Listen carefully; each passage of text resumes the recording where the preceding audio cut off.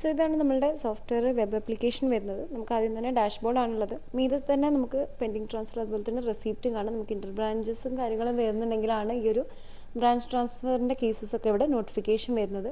പിന്നെ നമുക്ക് law stock alert അതുപോലെ തന്നെ എക്സസ് സ്റ്റോക്ക് അലേർട്ടാണുള്ളത്.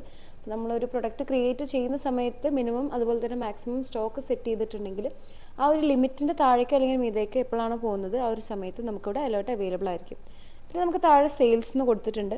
ഇവിടെ മീത് ടോട്ടൽ സെയിൽ, ഇന്നത്തെ സെയിൽ, കറണ്ട് മന്ത് സെയിൽ, ഇതൊന്ന് ക്ലിക്ക് ചെയ്തിട്ടുണ്ടെങ്കിൽ നമ്മൾ സെയിൽസ് സമ്മറിയിലേക്കായിരിക്കും പോവുക. ഇവിടെ തന്നെ നമുക്ക് ഡാറ്റാസും കാര്യങ്ങളും ഫിൽറ്റർ ചെയ്തെടുക്കാം. പേയ്മെൻറ്റ് ടൈപ്പ് വെച്ചിട്ടോ റിപ്പോർട്ട് പീരീഡ് വെച്ചിട്ടോ.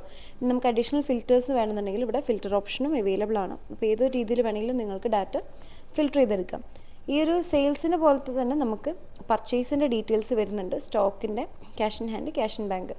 പിന്നെ താഴെ പോയിട്ടുണ്ടെങ്കിൽ ഔട്ട്സ്റ്റാൻഡിങ് പേയബിൾസും റിസീവബിൾസും, അതുകൂടാതെ ടോപ്പ് സെല്ലിംഗ് പ്രൊഡക്ട്സ്, നമ്മുടെ വാറ്റിൻ്റെ ഡീറ്റെയിൽസ്, പിന്നെ നിങ്ങളുടെ മന്ത്ലി സെയിൽസിൻ്റെയും പർച്ചേസിൻ്റെയും അനാലിസിസ്, ടോപ്പ് സെല്ലിംഗ് കസ്റ്റമേഴ്സും ടോപ്പ് സപ്ലയേഴ്സും. ഇപ്പോൾ ഡാഷ്ബോർഡ് നോക്കുന്ന സമയത്ത് നമുക്ക് ഏകദേശം നമ്മുടെ ബിസിനസ്സിൻ്റെ ഒരു പ്രോഫിറ്റിലാണോ ലോസിലാണോ റൺ ചെയ്യുന്നത് എന്നുള്ളത് മനസ്സിലാവും. പിന്നെ നമുക്ക് മാസ്റ്റർ മൊഡ്യൂളാണ് വരുന്നത്. ഈ ഒരു മാസ്റ്റർ മൊഡ്യൂളിലായിരിക്കും നമ്മൾ എല്ലാ ക്രിയേഷൻസും കാര്യങ്ങളും ചെയ്യാം.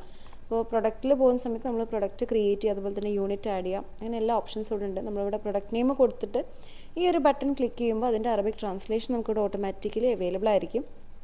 പിന്നെ നമുക്കതിൽ പ്രൊഡക്റ്റ് കോഡ് കൊടുക്കാനുള്ള ഓപ്ഷൻ, ബാർ കോഡ് കൊടുക്കാനുള്ള ഓപ്ഷൻ, പിന്നെ ബേസ് യൂണിറ്റ്, അതുപോലെ തന്നെ നമ്മളൊരു പ്രൊഡക്റ്റ് തന്നെ ബേസ് യൂണിറ്റിൽ അതുപോലെ തന്നെ മൾട്ടിപ്പിൾ ഡിറൈഡ് യൂണിറ്റ്സിൽ വിൽക്കുന്നുണ്ടാവും. അപ്പോൾ അതൊക്കെ കൊടുക്കാനുള്ള ഓപ്ഷൻ അവൈലബിൾ ആണ്. പിന്നെ പ്രൊഡക്റ്റിൻ്റെ ഇമേജ് അപ്ലോഡ് ചെയ്യണമെങ്കിലും അതും ചെയ്യാം. അപ്പോൾ നമ്മൾ വാൻ സെയിൽ ചെയ്യുന്ന സമയത്ത് ഈ ഒരു പ്രൊഡക്റ്റിൻ്റെ ഇമേജും കൂടെ നമുക്ക് വാൻ ആപ്പിൽ അവൈലബിൾ ആയിരിക്കും.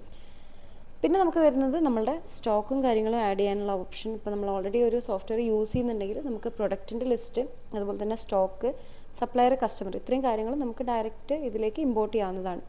പിന്നെ ലെഡ്ജറിൽ വരുന്ന സമയത്ത് നമുക്ക് ലെഡ്ജർ ക്രിയേഷൻ, കസ്റ്റമർ, സപ്ലയർ, ഈ കാര്യങ്ങളൊക്കെ ഇവിടുന്ന് ക്രിയേഷൻ പറ്റും.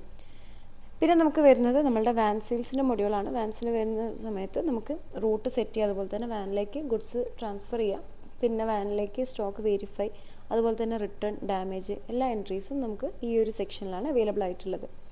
പിന്നെ നമുക്ക് വരുന്നത് ട്രാൻസാക്ഷൻസ് ആണ്. ട്രാൻസാക്ഷൻസിൽ പോയിട്ടുണ്ടെങ്കിൽ ഇവിടെ നമുക്ക് സെയിൽസ്, പർച്ചേസ്, അങ്ങനെ എല്ലാ ഫങ്ഷൻസും ഉണ്ട്. സെയിൽസിൽ പോയിട്ടുണ്ടെങ്കിൽ quotation, quick sales, delivery not, order, അങ്ങനത്തെ ഓപ്ഷൻസൊക്കെ ഉണ്ട്.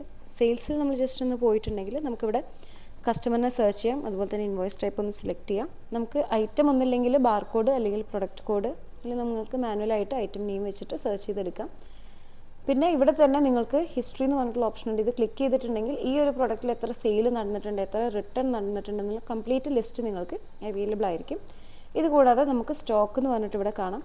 നമുക്ക് കറൻ്റ്ലി നമ്മുടെ ബ്രാഞ്ചിൽ എത്ര അവൈലബിൾ സ്റ്റോക്ക് ഉണ്ടെന്നുള്ളതാണ്. പിന്നെ ഇത് ഏത് യൂണിറ്റിലാണ് വിൽക്കേണ്ടത് എന്നുള്ളത് ഇവിടുന്ന് നമുക്ക് സെലക്ട് ചെയ്യാം. പിന്നെ റേറ്റ് നമ്മൾ ഡീഫോൾട്ടായിട്ട് കൊടുത്തിട്ടുള്ള റേറ്റ് ആയിരിക്കും ഇവിടെ അവൈലബിൾ ആയിട്ടുള്ളത്. ഇത് നമുക്ക് ഇവിടെ തന്നെ എഡിറ്റ് ചെയ്ത് ചേഞ്ച് ചെയ്യണമെന്നുണ്ടെങ്കിൽ ചേഞ്ച് ചെയ്യാം. ആ ഒരു ഓപ്ഷൻ ബ്ലോക്ക് ചെയ്യണമെന്നുണ്ടെങ്കിൽ ബ്ലോക്കും ചെയ്യാം. പിന്നെ നമുക്ക് താഴെ വരുന്ന സമയത്ത് നമുക്ക് പേയ്മെൻറ്റ് ടൈപ്പ് ഏതാണോ അത് സെലക്ട് ചെയ്യാം. അതുപോലെ തന്നെ ബിൽ ഡിസ്കൗണ്ട് ഉണ്ടെങ്കിൽ അതും കൊടുത്തിട്ട് ഒന്ന് സേവ് ആൻഡ് പ്രിൻറ്റ് കൊടുത്തിട്ടുണ്ടെങ്കിൽ ഈ ഒരു ട്രാൻസാക്ഷൻ കംപ്ലീറ്റ് ആയിട്ടുണ്ട്. പിന്നെ പ്രിൻറ്റിൻ്റെ കേസിൽ തന്നെ നമുക്ക് അറൗണ്ട് 26 ടെംപ്ലേറ്റ്സ് വരുന്നുണ്ട്. അപ്പോൾ നമുക്ക് കൺവീനിയൻ്റ് ആയിട്ടുള്ളൊരു ടെംപ്ലേറ്റ് ഏതാണോ അത് സെലക്ട് ചെയ്തിട്ട് നമുക്ക് ഹെഡ്റും ഫോട്ടോയും അപ്ലോഡ് ചെയ്യാവുന്നതാണ്. പിന്നെ സിമിലർലി പർച്ചേസിൽ പോയിട്ടുണ്ടെങ്കിൽ നമുക്ക് പർച്ചേസ്, അതുപോലെ തന്നെ പർച്ചേസ് ഓർഡർ, ഗുഡ്സ് റെസിപ്റ്റ്, അങ്ങനത്തെ എല്ലാ ഓപ്ഷൻസും ഇവിടെ അവൈലബിൾ ആണ്.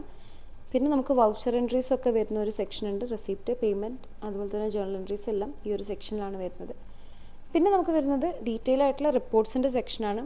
ഇതിൽ നമുക്ക് അക്കൗണ്ട്സിൽ പോയിട്ടുണ്ടെങ്കിൽ നമുക്ക് balance sheet, profit and loss, അങ്ങനെ എല്ലാ അക്കൗണ്ട്സ് പരമായിട്ടുള്ള റിപ്പോർട്ട്സും ഇവിടെ അവൈലബിൾ ആണ്. ഇതുപോലെ തന്നെയാണ് നമുക്ക് സെയിൽസിൻ്റെ ഡീറ്റെയിൽ ആയിട്ടുള്ള റിപ്പോർട്ട്, പർച്ചേസ്, നിങ്ങളുടെ സ്റ്റോക്ക്, അതുപോലെ തന്നെ വാറ്റിൻ്റെ റിപ്പോർട്ട്, ഓഡിറ്റർ റിപ്പോർട്ടൊക്കെ അവൈലബിൾ ആണ്. ഇനി നിങ്ങൾ വാനിലേക്ക് പോകുന്ന സമയത്ത് ഓരോ വാൻ വൈസ് റിപ്പോർട്ട്സ് അവൈലബിൾ ആയിരിക്കും. ഓരോ വാനിൽ എത്ര സെയിൽ നടന്നിട്ടുണ്ട്, എത്ര സ്റ്റോക്ക് ഉണ്ട്, അതുപോലെ തന്നെ വാനിൻ്റെ ടോപ്പ് ഷീറ്റ് റിപ്പോർട്ട്, അങ്ങനെ കംപ്ലീറ്റ് റിപ്പോർട്ട്സും ഈ ഒരു റിപ്പോർട്ട് സെക്ഷനിൽ അവൈലബിൾ ആണ്. സോ ഇത്രയാണ് നമുക്ക് മെയിനായിട്ട് നമ്മളുടെ സോഫ്റ്റ്വെയറിൽ വരുന്നത്.